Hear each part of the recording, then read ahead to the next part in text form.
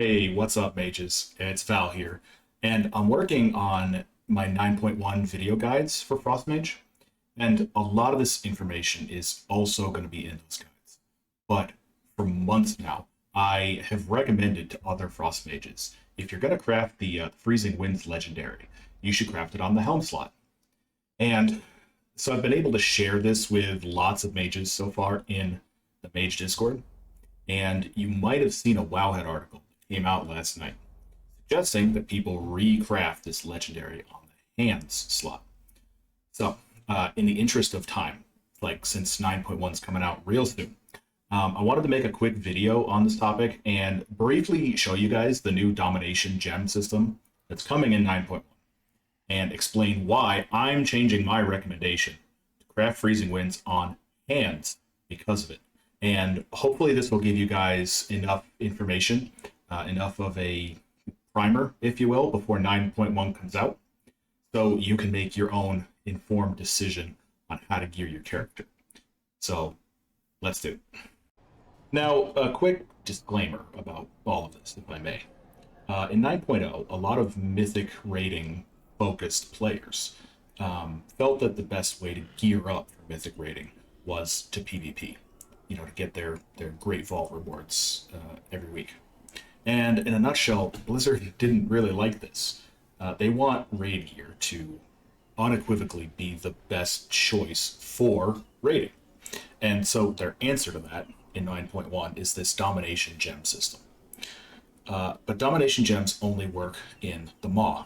And since Torghast is in the Maw, they work there too. But trust me, even your normal everyday gear without these Domination Gems is more than enough for Torghast. But the new raid, Sanctum of Domination in 9.1, is set in Torghast. So effectively, these gems are most useful when you're raiding, or if you're doing quests or dailies in the Maw. But if you're one of those players who doesn't really care about raiding, maybe you exclusively do Mythic Plus or PvP or whatever, then this probably doesn't really apply to you. And if you want to keep using your Helm slot Freezing Winds, you're fine.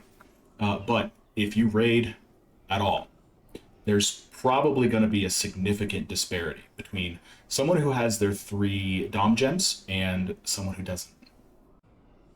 How does this Dom Gem thing? Well, if you look through the dungeon journal, you'll notice that among the loot in Sanctum of Domination, there's 5 gear slots where it looks like every piece of gear that drops in the raid for that slot comes with a domination socket. So, for instance, we'll see head. The 2 heads that drop in the raid both have domination sockets. Chests, domination sockets, etc. Now, this is true for every helm, shoulder, and chest slot in the raid. But the other 2 slots actually depend on your armor type. So for cloth armor, for instance, the other 2 slots are bracers. You see the bracers, and belts. Again, both of them have domination socket. But the other classes, such as leather wearers, plate wearers, the last 2 slots are slightly different. So we as cloth wearers get bracers and belt, but the other classes may not. They get different slots. So for us, mages, the 5 slots are helm, shoulders, chest, bracers, and belt. And for what it's worth, I think 3 of those slots, the helm, bracers, and belt, overlap with the slots where we can put our own socket. And everything I've seen so far suggests that for these items, they will drop with the domination socket, and you will also be able to put your own socket on them.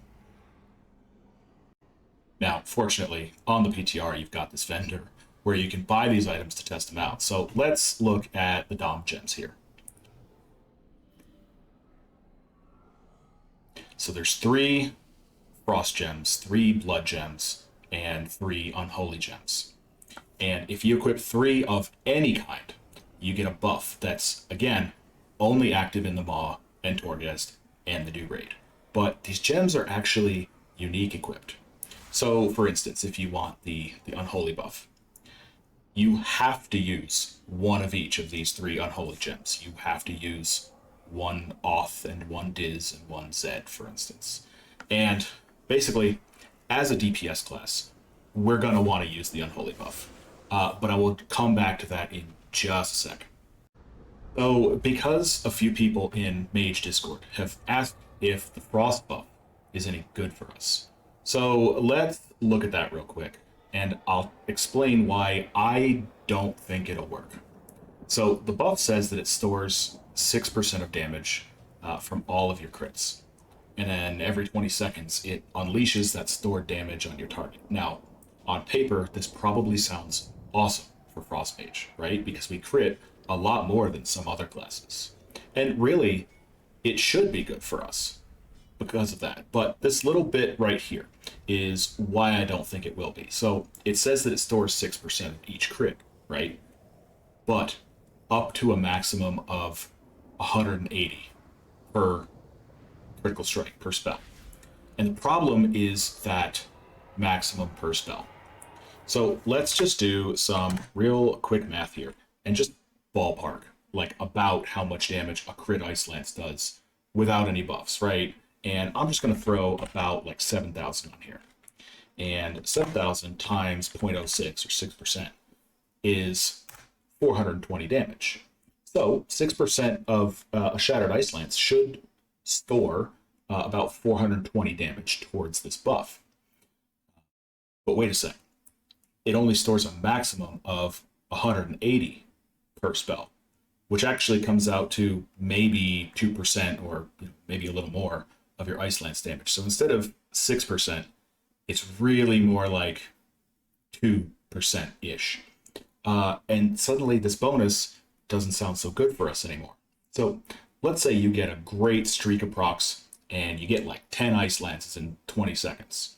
This buff might unleash something like 1,400 damage, which 1,400 divided by 20 seconds comes out to like 70 DPS, which is not terrible by any means. I just think that when you compare it to the Unholy buff that we're about to look at, it's just not going to be able to keep up. So next, let's look at the Chaos Bane, the Unholy buff. And basically, all of your spells have a chance to proc stacking main stat, which lasts 30 seconds. You know, if you have a intermission or something where you're not attacking for a little while. And when you reach 15 stacks, you deal a little damage and you gain like 300 main stat for 15 seconds. And essentially, especially after the stat squish that they did at the end of the last expansion, main stat is king right now. So the average amount of int that this grants is just phenomenal for us. The damage proc is not bad. In my testing, it came out to like 3 to 4% of your overall damage, which, I mean, this is huge. I'm definitely going to work on being able to test this as soon as I can, and get like, how many effective procs per minute you get out of the Chaos Bane, the damage portion, and try to get an average amount of int that this grants, as it fluctuates through the stacks and with the 300 buff and all of that. And I'll try to get that out as soon as I can. But I mean, looking at this, you can tell it's obviously just tailor-made for a DPS. So effectively, I think all DPS are going to be using the Unholy buff. And the Frost buff, actually, because of the secondary effect where it like absorbs some damage, is actually great for tanks. And the blood buff is great for healers. So I think that's kind of the way they intended it, right? Now, remember, I did say that there are 5 total domination slots. So if you're fully kitted out, raid gear, you're going to have 5 of these available to you. But since you only need to equip 3 of, let's say, the Unholy Gems to get, the Unholy buff, and there are a total of 3 Unholy Gems, you still have 2 slots there that you can use. They're not going to contribute towards any buff, but, I mean, these gems have some, pretty useful additional effects on them, right? So, essentially, if you're not using those 2 additional slots, you're effectively wasting those slots, right? Because all of the raid, like I said, belts, bracers, etc., have the slot. And So if if you stop at 3 out of 5, you're leaving them empty essentially. And so I think in addition to the 3 unholy gems, by far the most useful looking ones for DPS are one of the blood gems here, Shard Beck. Your damage is increased when you have more health than your target, basically, which is going to happen all the time in raid, right?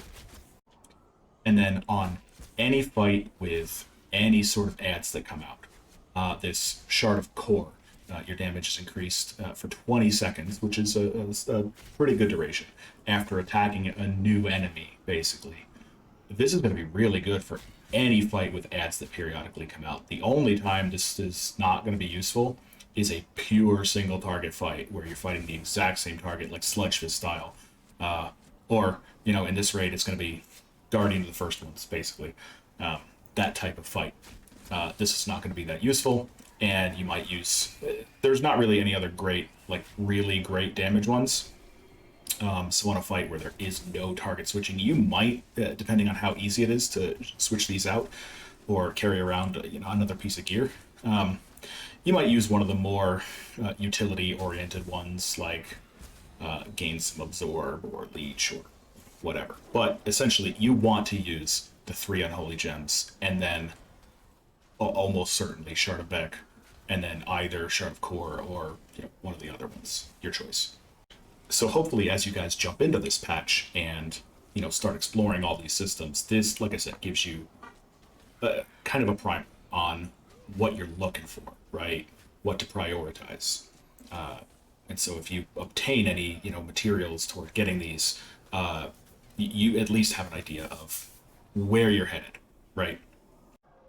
And so essentially, the reason that I am recommending that you either recraft your freezing winds on hand slot, or if somehow you haven't crafted it yet, then obviously great, you didn't waste any soul ash.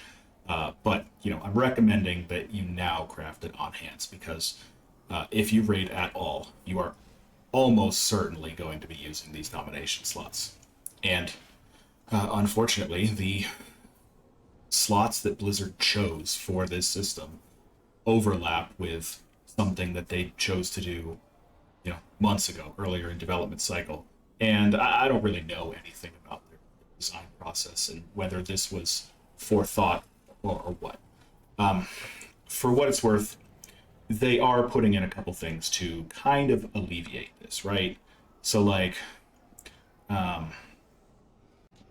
some of the legendaries that could only be crafted on those slots that are getting domination gems in the new patch, they added a 3rd slot that you can craft them on. So for instance, let's look at Grizzly Icicle. So Grizzly Icicle used to be able to craft it only on head or shoulder, and they decided to pick both of those slots for the domination gem system. And so they added a 3rd slot that you can potentially cast or craft Grizzly Icicle on. So now you can craft it on head, neck, or shoulder. And they did not do this for every legendary, only the ones that had a high degree of conflict and overlap with the same slots that they chose for domination sockets, right?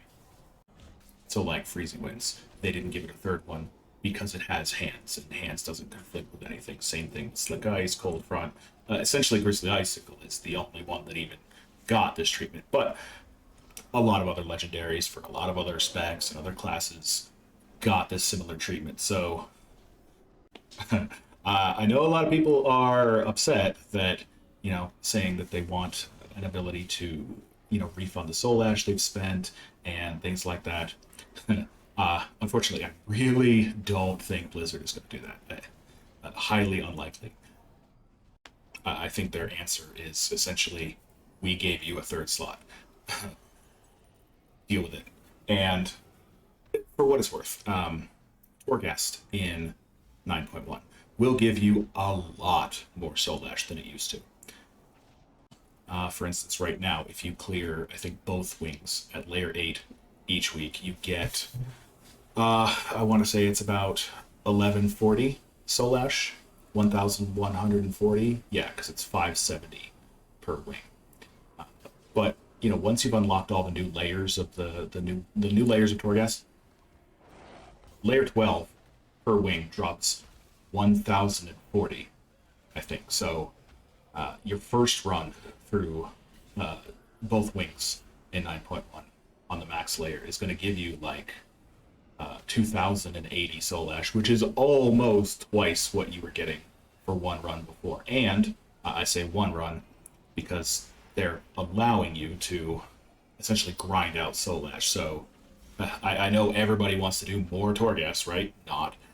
But, you know, if you really just want to get in there and bang out a legendary in the first week, and maybe you're starting from like 0 soul ash, you could do it. You just repeat it each wing, and you get less soul ash than you got for your first run, but you essentially can just keep doing that forever, and it does keep granting soul ash. So if you wanted to, you know, if you're starting from 0 soul ash and you just want to bang this out on week 1 of the new patch, you can, essentially.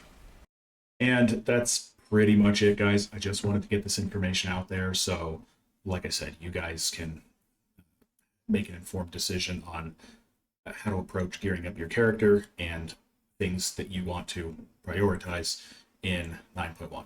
By all means, if you have any questions on any of this stuff, you can pop in my Twitch stream, although I'm kind of taking a little hiatus on the Twitch streaming until 9.1 is actually out, because I'm focusing on making my video guides for 9.1 Frostmage, which honestly doesn't have a ton of changes from 9.0, but still. Or, you know, you can hop in my Discord absolutely anytime and leave me a message. Hey, if I'm at work or just out, whatever, I will, you know, hit you up with a response as soon as possible. Thanks, guys. Next time.